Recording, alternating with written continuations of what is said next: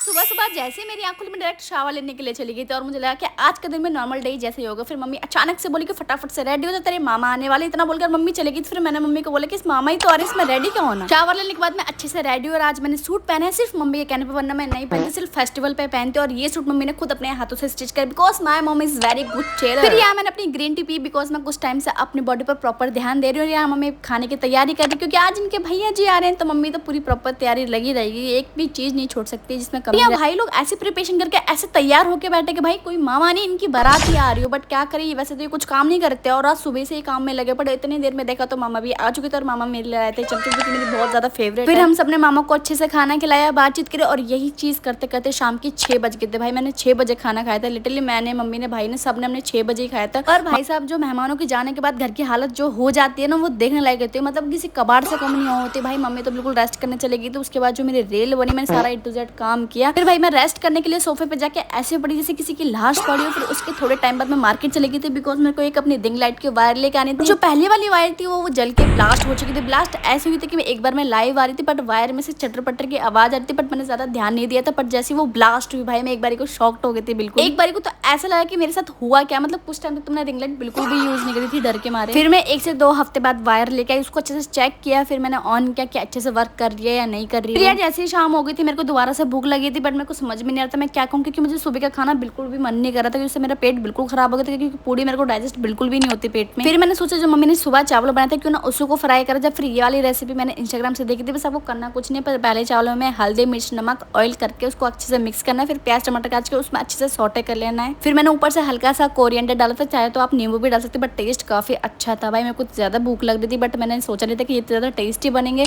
But जैसे ही मैंने इसको खाया, भाई मेरी आत्मा तृप्त हो गई थी, मेरा पेट बिल्कुल फुल हो गया था। एंड मिलते हैं आपको नेक्स्ट वीडियो में, तब तक के लिए बाय।